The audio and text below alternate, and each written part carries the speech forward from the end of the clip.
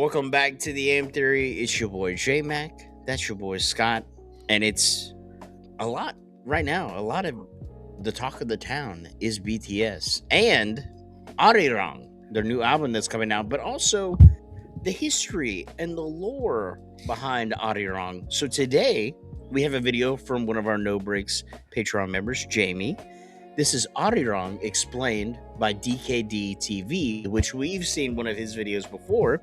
So I think this is going to be very informative and teach us a little lore and history about Arirang. Exactly. J-Mac has been the Arirang historian since we found out the name of the album. Yeah. And so it's going to be pretty dope. Hell yeah. Are there subbies on the lore, or is it just like explained by somebody that we don't need subbies? There might be, but I assume maybe it's probably in English, so yeah. Cool. Alrighty. 1, 2, 3. Let's go. Yes, I'm using BTS once again to introduce possibly the most famous song in Korean history called Arirang.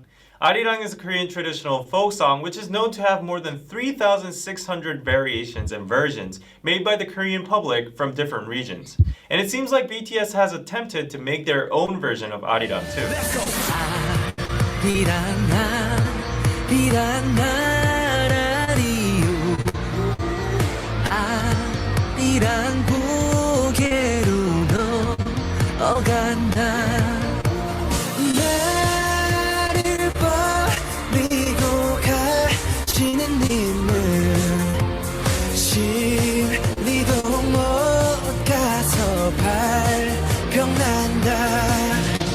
So, the melody you've heard in the beginning is actually the most widespread and well-known version of Arirang after the 20th century. It's originally called the Gyeonggi Arirang or Seoul Arirang.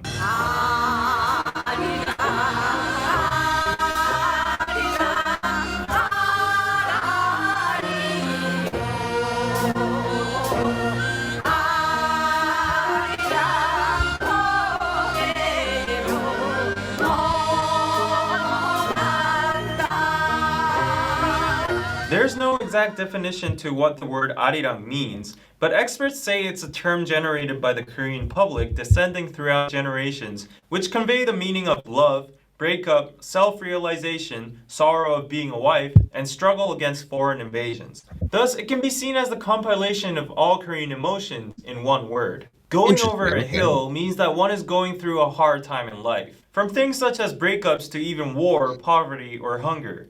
It's an analogy of withstanding a process to reach a goal or point in life. The last two lines here also have a double meaning. It could literally mean cursing the person who's trying to leave you, but in a self-reflective sense, the me here turns into a myself. So the translation would be like, if you discard yourself, you'll fall into tragedy, which reminds me of the message of BTS, love yourself.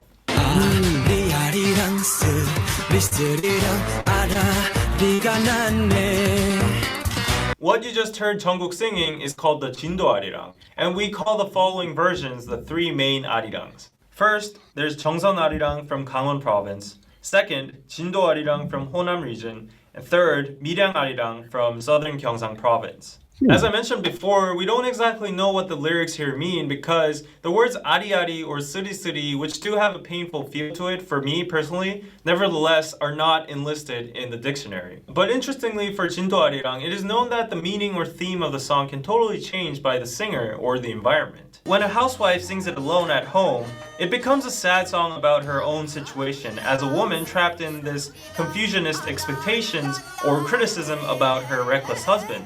When people sing it fast all together at a workplace or a festival, it becomes an exciting group chant.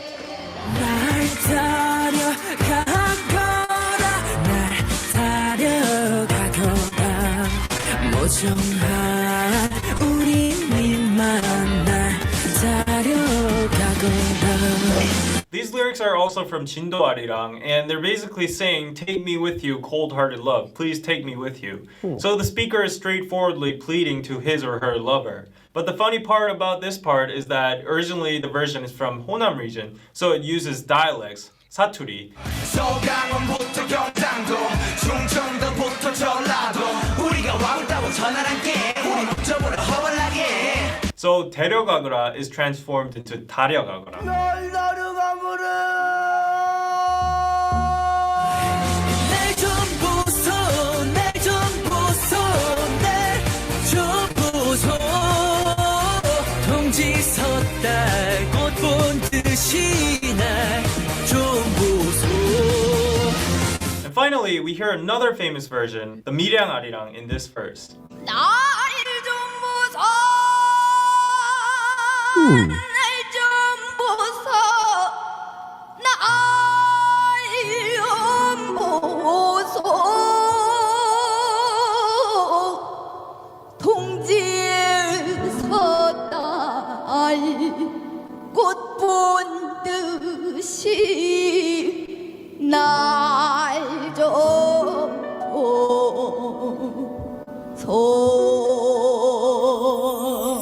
동지 섰달 꽃 본 듯이 would mean spotting a flower in the middle of sheer cold, which is very valuable, pretty, and you'd like to protect it. So the singer wants the lover to treat him or her as a flower in the middle of winter. 반만년 지켜왔지 금기와 자부심 모든 거 이겨왔지 꺾인 적 없어 한 번도 또 한 번 큰 걸음 시작한 여기 뜨거운 해가 떠오르는 밝은 땅.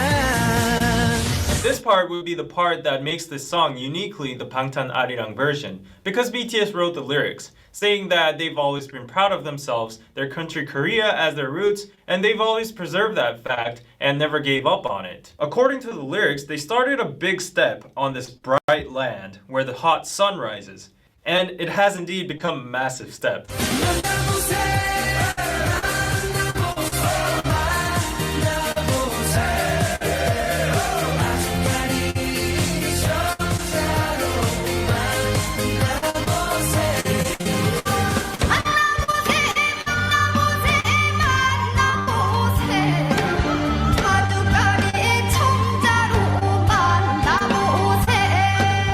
Come from Gangwon-do Arirang, and we finally covered all different regional versions of Arirangs in this one song.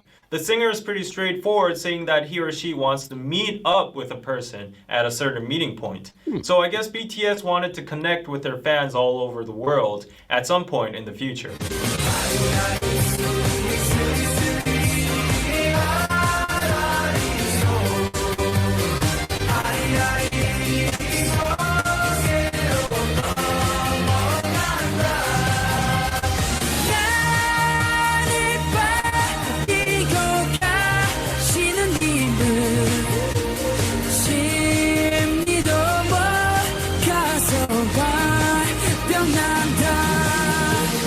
Before they end the song, they repeat the Ari Ari Suri Suri part with these lyrics too. Maybe it's a message that implies their painful past, enduring negative opinions, and telling themselves that they shouldn't lose hope or themselves, or simply telling armies not to leave their side. At the end, they're reminiscing the past and wishing for a happier and better future. And look at them now. Coincidentally, their most recent title song, Idol, goes by the lyrics of... Personally, I'm so thankful to BTS consistently trying to promote the Korean culture through their influence and their songs, so that their numerous fans all over the world can engage with our culture and maybe even consider coming to Korea to experience it for themselves.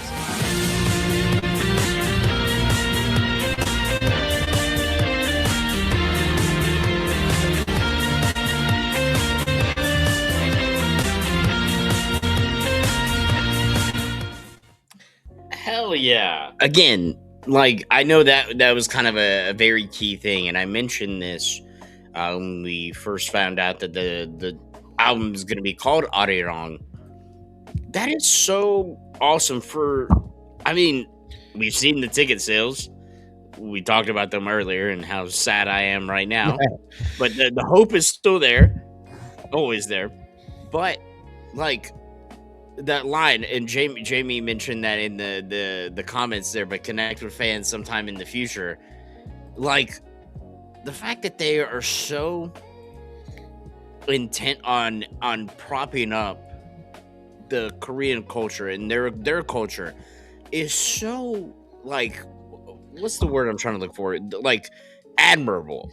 It's very admirable, because with how giant they are, they could easily, like, just transition their stuff to a more Western style. Obviously, do things in Korean, but like there's the probably the pull from just in general how music and stuff works to kind of go towards a more Western style. But the fact that they are so deep rooted in their culture to the point that they've named their album Arirang, which obviously has such a rich history in the culture, is so admirable. Like that's like it shows how much like determination and how much pride they have for being Korean to do something like this, because they are the biggest group on the planet, man. Like that's so awesome. No, I agree with you 100%. And just to touch base like on saying that like they get accused of being too Western, I think that like a lot of the K-pop product that has like come out has reached more of like a Western audience, and some songs are more Westernized just because more people are being introduced to these groups. When we got introduced to BTS through some of their more Westernized songs like Butter, as good as Butter is, they're more traditional. I wouldn't say traditional like K-pop Korean songs are like my favorite, but like Butter compared to Microcosmos, like hands down, Microcosmos wins for me every single time. That is my favorite BTS song. But for them to make that decision to be like, hey, like, nah, we're not gonna do what everybody else is doing. We're gonna like continue down our own path that we forged for ourselves. Like that's what like being like a trailblazer is. Because I respect it. Yep, and trailblazers they are. And again, Jamie, thank you so much for sending this over to us. It's good education is something that we as Western men need in these kind of things, and it just grows the appreciation for BTS more and more. And can't wait. March 20th, bitch. It's gonna be dope. But look, hey, we appreciate you being here. I love you the most. And we'll catch you on the next one.